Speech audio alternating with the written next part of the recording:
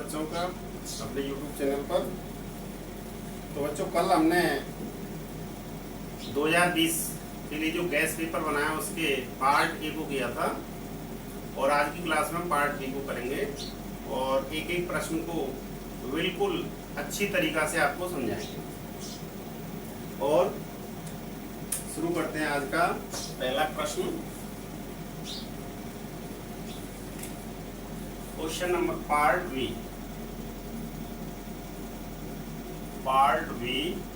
इसमें देखिए बच्चों, प्रत्येक प्रश्न जो है सभी को पता है 2 अंक का आता है और 5 प्रश्न आते हैं और 10 प्रश्न एक एक अंक के आते ही हैं। तो पार्ट बी में जो संभावित प्रश्न हैं जो हमने पेपर तैयार किया आपके लिए, उसमें देखिए पहला प्रश्न हमने लिया सूत्र निकलम से 24 का घनफल। 11वां क्वेश्चन, सूत्र निकलम से 24 का घनफल ज्ञात करो। वैदिक गणित से है 24 का घनफल ज्ञात करना। तो देखिए घनफल निकालने का जो सूत्र है, सबसे पहले आपको सूत्र याद करना है। तो सूत्र है घनफल का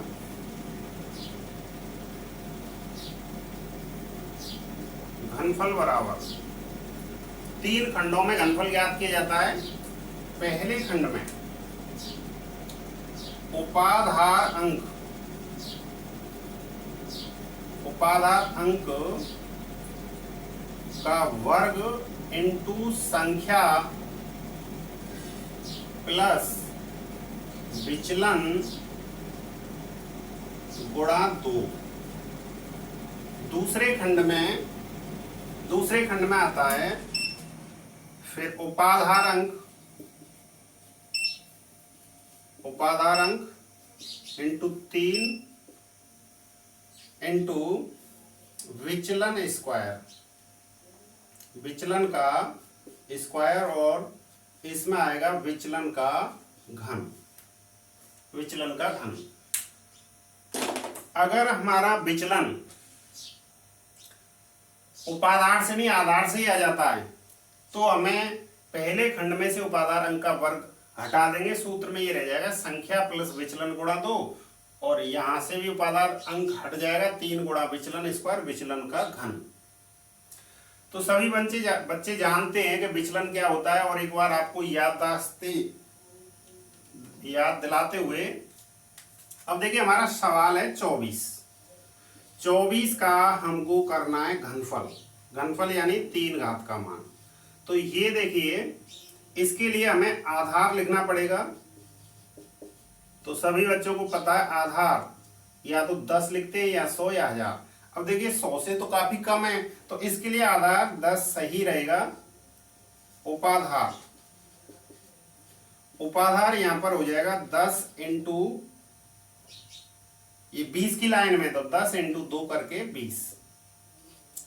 ठीक है, अगर होते यहाँ पे 34 संख्या होती 34 तो हमें 10 गुणा 3 करके उपाधार तैयार करते। 44 होता 10 गुणा 4 करके। तो संख्या को देखकर यहां पर क्या किया, उपाधार हमने तैयार किया।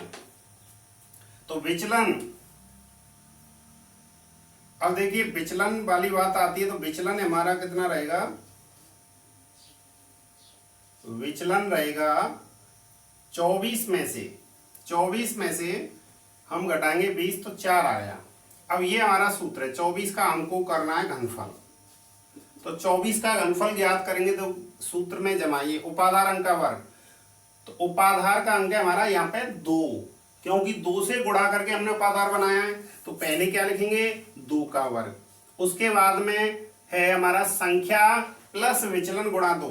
संख्या है हमारी 24 प्लस विचलन है हमारा 4 इंटू 2। ऑब्लिक लगाएंगे, पहला खंड कंप्लीट।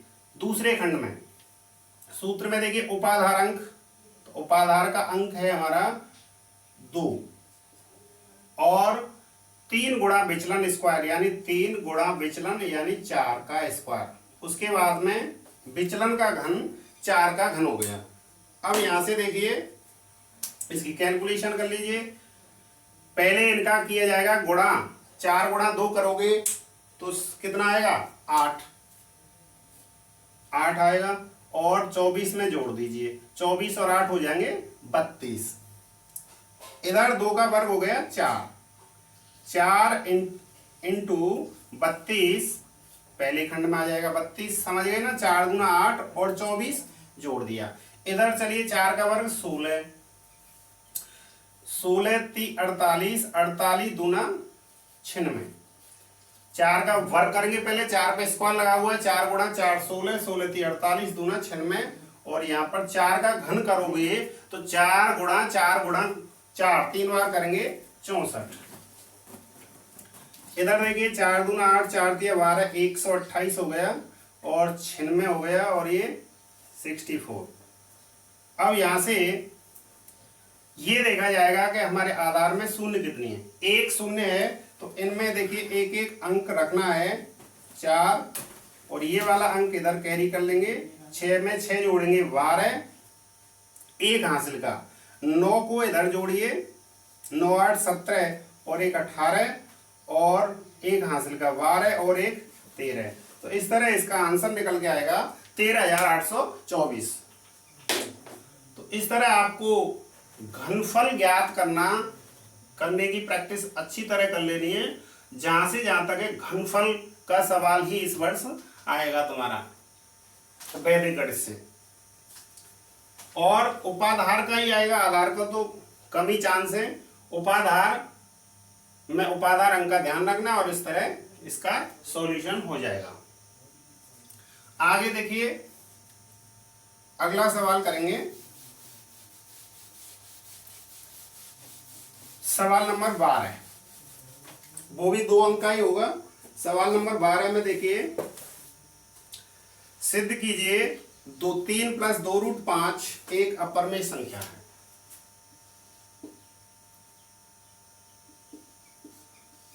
सिद्ध करो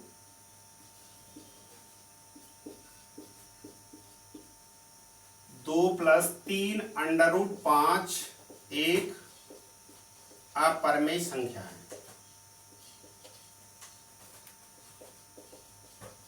इस टाइप का सवाल ये,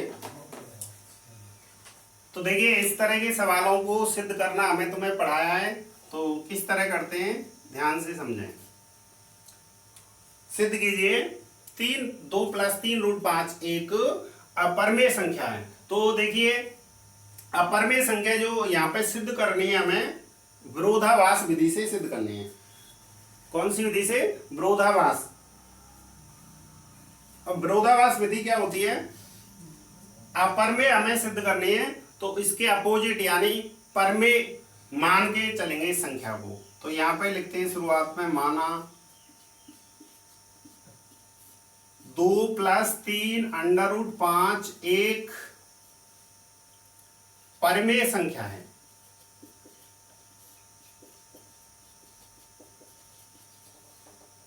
माना 3 √5 एक परिमेय संख्या है। सिद्ध अपरिमेय करनी है, लेकिन यहाँ पे उसके विरोध में चलेंगे।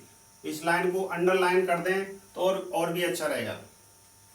माना कि ये एक परिमेय संख्या है। अब देखिए परिमेय संख्या को P/Q के रूप में व्यक्त करने के लिए तो पूर्णांक चाहिए, तो उन पूर्णांक को हम यहाँ पे मान लेते हैं। तो यहां लिखेंगे, अतः जब ये परिमेय संख्या है तो क्या कर सकते हैं, 2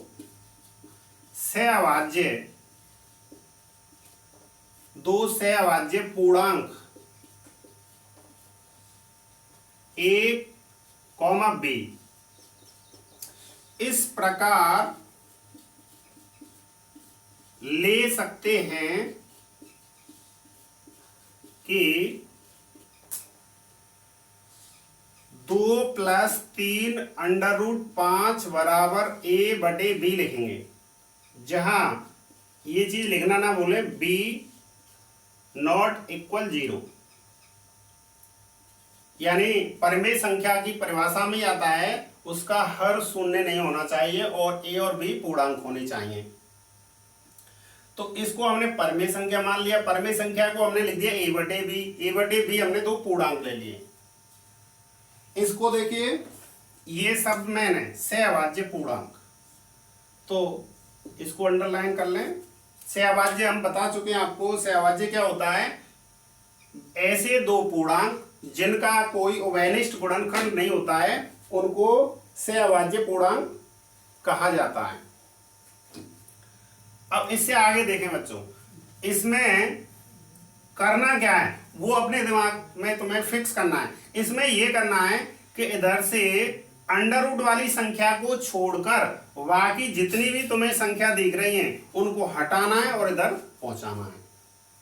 अब देखिए कैसे पहुंचाएंगे, 2 इसमें प्लस हो रही है तो ये इधर जाएगी तो इसका चिन्ह बदल जाएगा, इधर रह जाएगा 3√5 और इधर a/b - 2 लिखेंगे। जो संख्या प्लस माइनस से जुड़ी होती है उसको पक्षांतरण करते हैं तो उसका चिन्ह बदल जाता है। अब देखिए इधर से ये 3 भी हटाना है क्योंकि हमें रूट की संख्या ही इधर रखनी है, तो √5 बराबर आएगा a, इसको हल कर लीजिए, a - 2b और ये v आ जाएगा और इधर से 3 इसके बटे में पहुंच जाएगा तो a - 2b/3b हो जाएगा। ये इधर गुणा हो जाएगा, एलसीएम लेके करेंगे तो a - 2b/b आएगा, इधर से 3 आ जाएगा। अब देखिए हम ये क्या करना है, √5 बराबर हम लिख देंगे इधर परमेय। क्यों लिख दिया हमने परमेय, क्योंकि इधर हमें एक भी रूट का मान दिखाई नहीं दे रहा है, यानी जो भी मान है बिना रूट वाले, तो बिना रूट वाले जितने भी पूर्णांक हो तो उनके गुणा करने से, भाग देने से और घटाने से जो कुछ भी आता है वो परमेय निकल के आता है। तो यहाँ पे हम परमेय लिख देंगे और इधर फिर इसको देखेंगे √5 परमेय संख्या नहीं होती है, यहाँ लिखेंगे परंतु ये परमेय संख्या नहीं है। √5, √3, √2 यानी ये परमेय संख्या नहीं है, ये कैसी होती है परमेय, लेकिन यहाँ पे निकल के आ रहा है परमेय। इसका मतलब क्या हुआ, यहाँ पे विरोधाभास हो रहा है। विरोधाभास किस चीज का हो रहा है, √5 के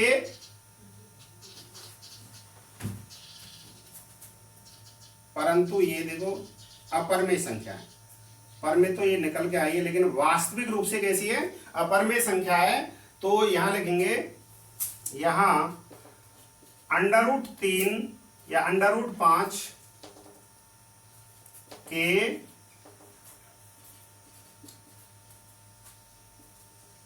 अपरमेय होने का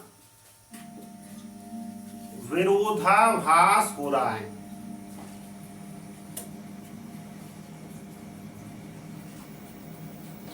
यहां पर ये मेन चीज है कि विरोधाभास किस चीज का हो रहा है, इसको सही तरीका से आपको लिखना है। √5 हम सभी जानते हैं अपरमेय संख्या है, तो यहां पे लिखा परंतु ये अपरमेय संख्या है, परंतु ये यहाँ पे पहले मैंने सही लिखा था, ये परमेय संख्या नहीं है। यहाँ √5 के अपरमेय होने का विरोधाभास हो रहा है, या यूं लिख लो इसकी जगह पर, ये जो मैंने लाइन लिखी है परंतु √5 इसकी वास्तविक मान लिख दो, अपरमेय संख्या है।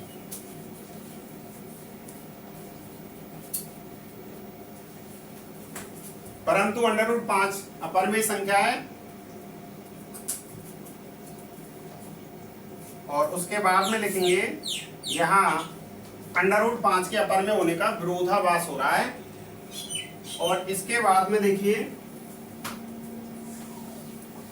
एक लाइन जो आपको याद रखनी, जो सभी सवालों में काम करती है, इस विरोधाभास का कारण, ये विरोधाभास क्यों हो रहा है, ये विरोधाभास इसलिए हो रहा है कि क्योंकि ये जो शुरू में हमने कल्पना की है, इसको मान लिया था हमने परमेय, उसमें गड़बड़ी है, यानी इसको गलत मान लिया। तो यहां लिखा जाएगा इस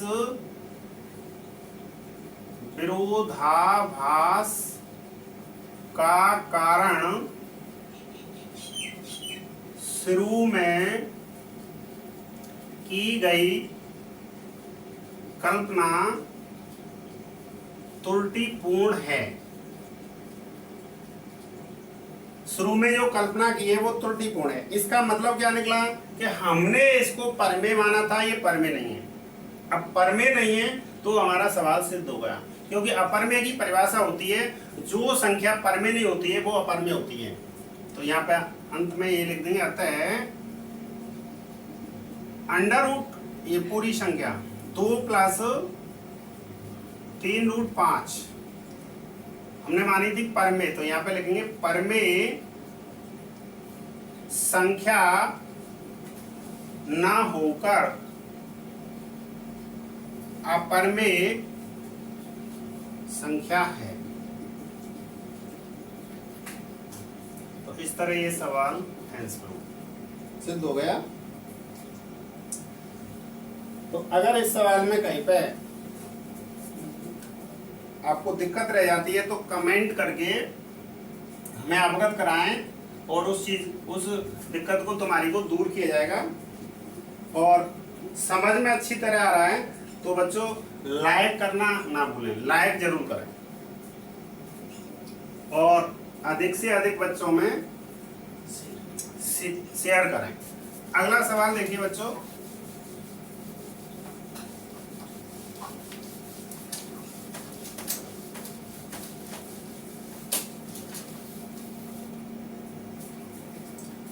अगला सवाल अच्छा प्रश्न है। वृत्त के चतुर्थांश का क्षेत्रफल ज्ञात कीजिए।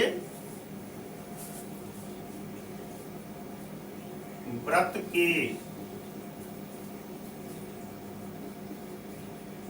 चतुर्थांश का क्षेत्रफल ज्ञात करो। वृत्त के चतुर्थांश का क्षेत्रफल ज्ञात करो जिसकी, बहुत इंपॉर्टेंट प्रश्न है, जिसकी परिधि 22 सेमी है। वृत्त के चतुर्थांश का क्षेत्रफल ज्ञात करो जिसकी परिधि 22 सेमी है।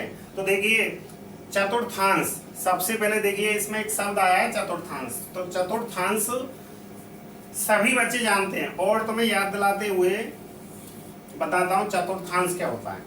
वृत्त जो होता है, वृत्त, ये वृत्त बना लिया हमने। अब इसमें 4 बराबर के भाग कर दें। एक इसके बीच में एक यूं रेखा खींची और एक यूं, तो इनमें से वृत्त के 4 भाग हो गए। अब यहां से हम 3 भाग हटा दें, 3 भाग हम हटा दें तो ये जो हमें प्राप्त होता है इसको कहा जाता है चतुर्थांश। चतुर्थांश चौथा अंश, वृत्त का चौथा अंश। अब चतुर्थांश जो होता है, त्रिज्यखंड को ही चतुर्थांश कहते हैं, या यूं कह लो कि 90 डिग्री का जो त्रिज्यखंड होता है उसको चतुर्थांश कहते हैं। और त्रिज्यखंड के क्षेत्रफल का सूत्र होता है πr² थीटा बटे 360। अब देखिए उसके लिए हमें r चाहिए। चतुर्थांश का क्षेत्रफल या त्रिज्यखंड का क्षेत्रफल ज्ञात करने के लिए हमें चाहिए r रेडियस। तो उस r को कैसे निकालते हैं? सबसे पहले हम r निकालेंगे, यहां से लिखेंगे, निकालते हैं। यहां पर हमें संख्या दे रखी है वृत्त की परिधि, तो परिधि दे रखी है तो यहां से आराम से हम त्रिज्या निकाल सकते हैं। तो यहां लिखेंगे वृत्त की परिधि बराबर, हमने लिख दिया 22 से। वृत्त की परिधि दे रखी है 22, तो वृत्त की परिधि बराबर 22 लिख दिया। और परिधि का सूत्र हमने लिखा 2πr बराबर 22। अब देखिए 2 × 22/7 पाई का मान रखा हमने, और r बराबर 22। अब देखिए 22 थे 22 एकम 22, ऊपर से ऊपर काट सकते हैं और इसका जब वज्रोड़ा करेंगे 7 चला जाएगा इधर, तो 2r बराबर 7, तो r बराबर 7/2 यानी भाग देंगे 3.5 सेमी। तो परिधि दे रखी है, यहाँ से त्रिज्या निकालेंगे। उसके बाद में हम निकालेंगे चतुर्थांश का क्षेत्रफल।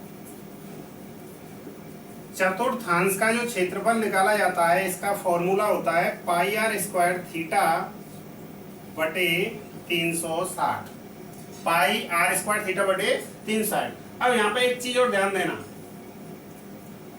चतुर्थांश यदि शब्द आ जाता है तो याद रखना है तुम्हें, थीटा जो होता है 90 डिग्री होता है, क्योंकि इसकी 90 डिग्री के त्रिज्य खंड को ही चतुर्थांश कहते हैं। और अगर कोई अन्य त्रिज्य खंड का क्षेत्रफल पूछेगा तो वहां पे आपको कोण दिया जाएगा, अन्यथा चतुर्थांश का पूछा जाता है तो कोण प्रश्न में नहीं मिलेगा। आपको याद रखना है कि चतुर्थांश का जो थीटा होता है, जो कोण होता है, कितने का होता है, 90 का। अब यहां से देखिए पाई का मान 22/7 रखा हमने, और आर की जगह रखेंगे हम 3.5 दो बार, और थीटा की जगह लिखेंगे 90 और 360 नीचे, 0 से 0 काटे, 9 से 9 चौके 36। इधर देखिए 7 से काटते 7 5 35.5 बार, 2 से 2 दूना 4 और 2 से 11 बार। अब हमारे पास संख्या रह जाती है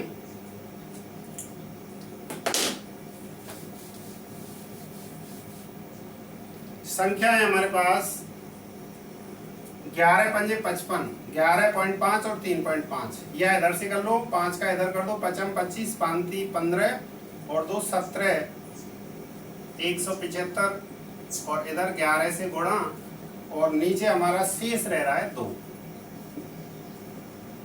55 25 5 15 है और 2 17 है। 2 अंक छोड़ के पॉइंट लगाएंगे, क्योंकि पॉइंट के बाद एक अंक यहाँ पर है और एक अंक यहाँ पर है।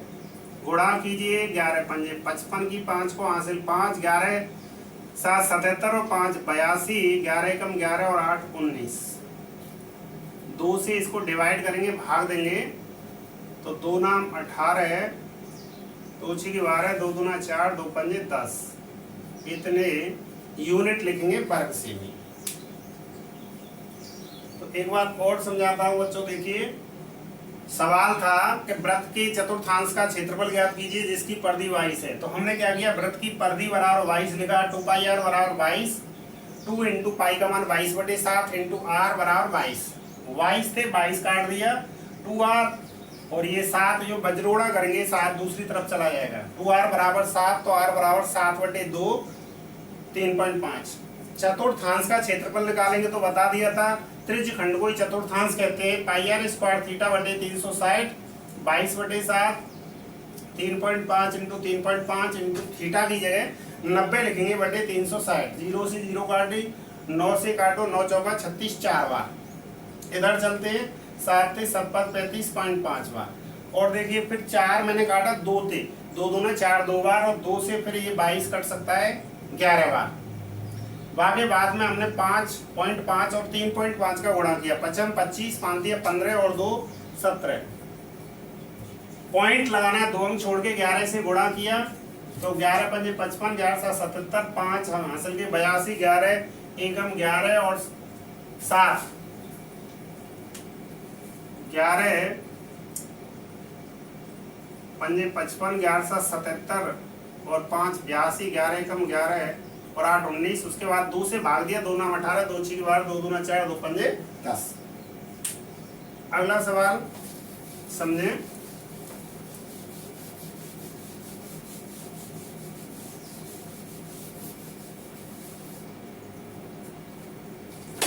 हाँ, अगला सवाल है, शीशे के गोले की त्रिज्या 5 सेमी, इसमें से 5 सेमी त्रिज्या की कितनी गोलियां बनाई जा सकती हैं। ये सवाल है 13 प्रश्नावली, 16 प्रश्नावली से।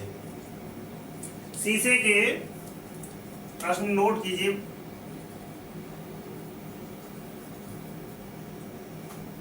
शीशे के एक गोले की त्रिज्या, शीशे के गोले की त्रिज्या 5 सेमी। अब पूछा जा रहा है इसमें से, इससे 5 मिमी त्रिज्या की कितनी गोलियां बनाई जा सकती हैं।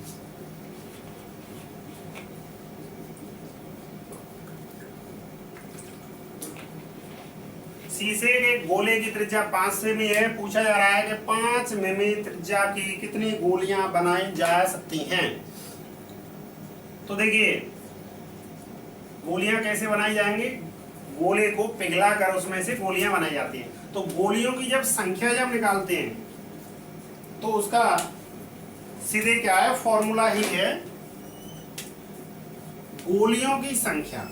फॉर्मूला लिखते हैं गोलियों की संख्या बराबर होती है गोले का आयतन,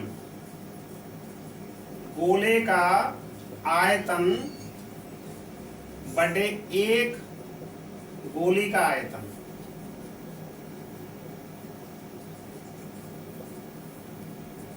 अगर किसी गोले को पिघलाकर गोलियां बनाई जाती हैं, कितनी बनेंगी, गोलियों की संख्या पूछी जा रही, तो गोले का आयतन बटे एक गोली का आयतन, यानी जो चीज बड़ी है, जो जिसका मान अधिक है उसका आयतन ऊपर लिखेंगे और जो बनाई जा रही है उसकी एक यूनिट का आयतन नीचे। यदि सवाल में आता है कि एक शीशे के बेलन को पिघलाकर कितनी गोलियां बनेंगी, तो ऊपर लिखते हैं बेलन का आयतन, नीचे वही एक गोली का आयतन। अब यहां पर देखिए एक चीज ध्यान देने वाली बात है, वो क्या है, गोले की त्रिज्या को हम कैपिटल आर से व्यक्त कर लेते हैं, 5 सेमी है, और गोली की जो त्रिज्या है उसको हम स्मॉल आर से व्यक्त करेंगे क्योंकि वो कम त्रिज्या है, उससे कम संख्या है। तो देखिए 5 मिमी, मिमी को जब सेमी में बदलते हैं तो हमें 10 से भाग देना होता है क्योंकि 10 मिमी बराबर होता है 1 सेमी। तो ये आ जाएगा 0.5 सेमी। अब इसमें सूत्र लिखेंगे, गोले का आयतन होता है 4/3 पाई आर क्यूब। ऊपर हमने कैपिटल आर लिया, नीचे गोली का आयतन 4/3 पाई आर क्यूब स्मॉल आर लिया।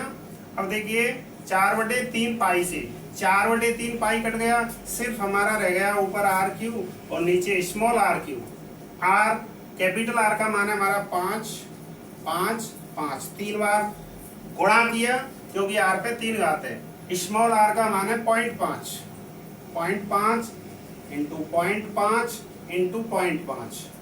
अब यहाँ से देखिए कैलकुलेशन कैसे की जाएगी, पॉइंटों को हटा लेते हैं। पॉइंटों को हटाएंगे तो पॉइंट के बाद जितने अंक हैं उतने ऊपर 0 बढ़ाएंगे। तो देखिए 1 2 3, तो ऊपर हम 1000 लिख लेते हैं, 3 0 बढ़ा ली।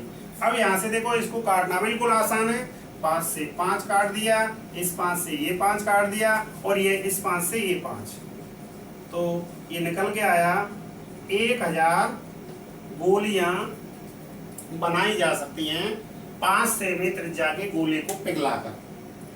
नेक्स्ट अगला सवाल,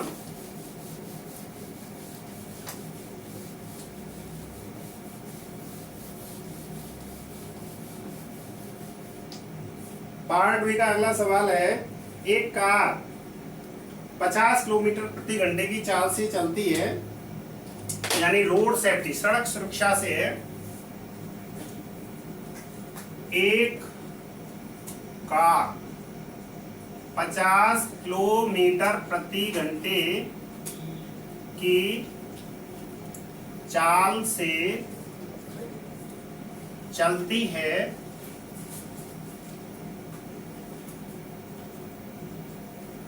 एक कार 50 किलोमीटर प्रति घंटे की चाल से चलती है यदि उसके रुकने की दूरी 40 मीटर, यदि उसके रुकने की दूरी 40 मीटर और मंदन की दर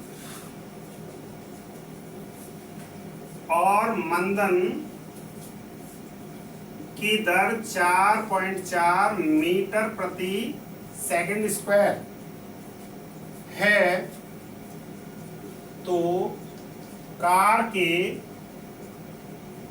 पहुंचने का समय ज्ञात करो। अच्छा प्रश्न है। इस बार आने की पूरी संभावना है इसकी। एक कार 50 किलोमीटर प्रति घंटे की चाल से चलती है। यदि उसके रुकने की दूरी 40 मीटर है तो मंदन की दर और दे रखी है 4.4 मीटर प्रति सेकंड स्क्वायर। कार के पहुंचने का समय ज्ञात कीजिए। इसका मतलब क्या है, किसी रोड पर कार चल रही है, सामने कोई अवरोध दिख जाता है तो क्या किया जाता है, कार को रोकने के लिए उसमें ब्रेक लगाए जाते हैं, कार को धीरे धीरे कंट्रोल किया जाता है और वह के बाद में जैसे ही कार उस अवरोध के पास पहुंचती है तो वहां पर कार रुक जाती है। तो पहुंचने का समय का मतलब है कार अवरोध के पास।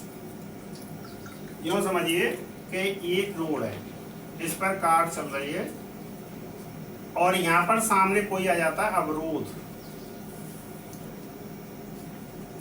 कोई भी अवरोध, या तो उसे कुछ भी हो, यानी आगे जाते जाता है संभव नहीं है। तो क्या होगा, कार को कुछ मीटर पहले से ही रोकना शुरू करेंगे, उसमें ब्रेक लगाएंगे और फिर धीरे धीरे कार यहाँ तक पहुंचकर रुक जाती है।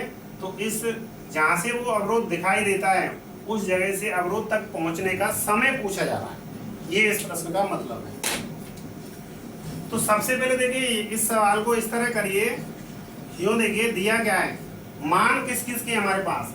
एक मान तो है 50 किलोमीटर प्रति घंटे की चाल से कार चलती है। तो इसको देखिए v से व्यक्त कर लो, u से जो चाल दे रखी है 50 किलोमीटर प्रति घंटे, इसमें हमको मीटर प्रति सेकंड में बदल लेते हैं, क्योंकि यहाँ पर मीटर प्रति सेकंड स्क्वायर एक यूनिट, ये मीटर वाली यूनिट है, यहाँ पर किलोमीटर प्रति घंटे।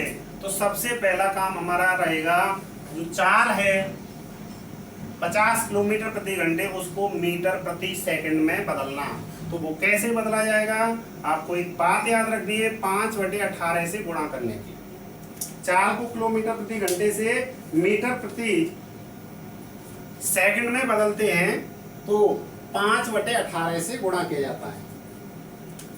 अब इसको देखो काटेंगे, 2 से 18 कट जाएगा 9 बार और ये कट जाएगा 25 बार। अब हमारे पास ऊपर रहेगी संख्या 25 और 5, इनका गुणा करेंगे 125/9। अब ये हो गया मीटर प्रति सेकंड, चाल चेंज हो गई मीटर प्रति सेकंड में। दूसरी हमारे पास यूनिट दे रखी है रुकने की दूरी। रुकने की दूरी जो है 40 मीटर है।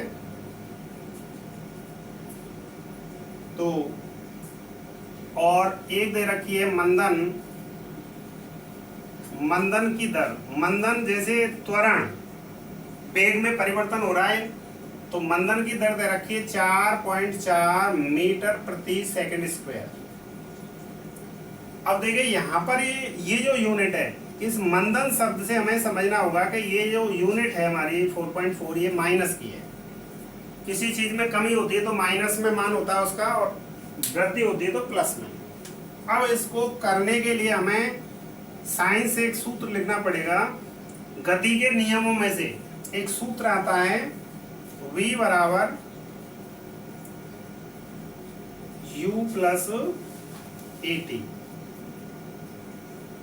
v बराबर u प्लस AT। अब यहाँ पर देखिए इनके मतलब समझिए, v u a t ये क्या है। v का मतलब होता है अंतिम वेग, यहाँ पर v से मतलब होता है अंतिम वेग, और u का मतलब होता है प्रारंभिक वेग, a का मतलब होता है त्वरण, साइंस में त्वरण कहते हैं, और यहाँ पर जो ये मंदन की दर है मीटर प्रति सेकंड स्क्वायर, ये हमारा a का मान है जो कि कितना है 4.4 मीटर प्रति सेकंड स्क्वायर। तो ये माइनस लगा दीजिए इसमें, क्योंकि मंदन कमी हो रही है वेग में। अब इसमें वैल्यू रखिए। अब देखिए v का मान तो हमारे यहाँ पर v का जो मान है यहाँ पर 0 होगा। क्यों होगा, क्योंकि कार यहाँ पे चल रही है, इस जगह वो कार की चाल है 125/9 मीटर प्रति सेकंड। तो ये प्रारंभिक वेग है, तो इसका मतलब ये मान हो गया हमारा u। और अंतिम वेग यहाँ पर होगा 0। क्यों होगा, क्योंकि कार अवरोध के पास जाकर रुक जाती है तो उस समय उसका वेग शून्य हो जाएगा। तो v की जगह हम लिखेंगे यहाँ से शून्य, u की जगह पर लिखेंगे 125/9, a की 4.4, लेकिन माइनस का 4.4 और t हमें ज्ञात करना, रुकने का समय।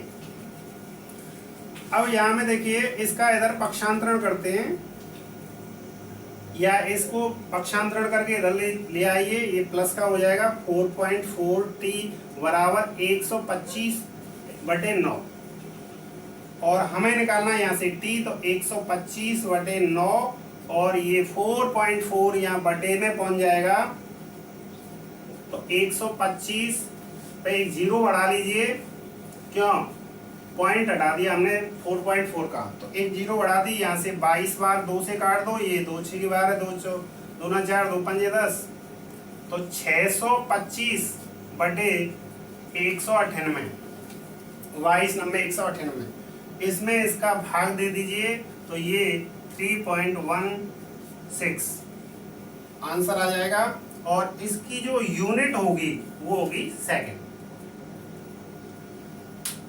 तो बच्चों अगले जो सवाल हैं उसको अगली क्लास में पढ़ेंगे। पहले इन सवालों को एक एक सवाल को ढंग से वीडियो को बार बार देखकर समझना है आपको, और यदि आपकी समझ में कोई चीज़, मैं कोशिश तो ये कर रहा हूँ कि आपको एक एक चीज़ बिल्कुल समझ में आ जाए, फिर भी कोई चीज़ यदि समझने से रह जाती है तो कमेंट करके हमें बताएं। और मैंने एक बात कल बताई थी कि मुझे भी ये लगना चाहिए कि मतलब बच्चे भी रुचि ले रहे हैं, तो ज़्यादा से ज़्यादा सब्सक्राइबर होने चाहिए। तो जितने भी आप कम से कम प्रत्येक स्टूडेंट को 5 सब्सक्राइबर तो करने ही हैं, ताकि और मैं तुम्हें अच्छी से अच्छी चीज़ पढ़ा सकूं। धन्यवाद, मिलते हैं अगली क्लास में।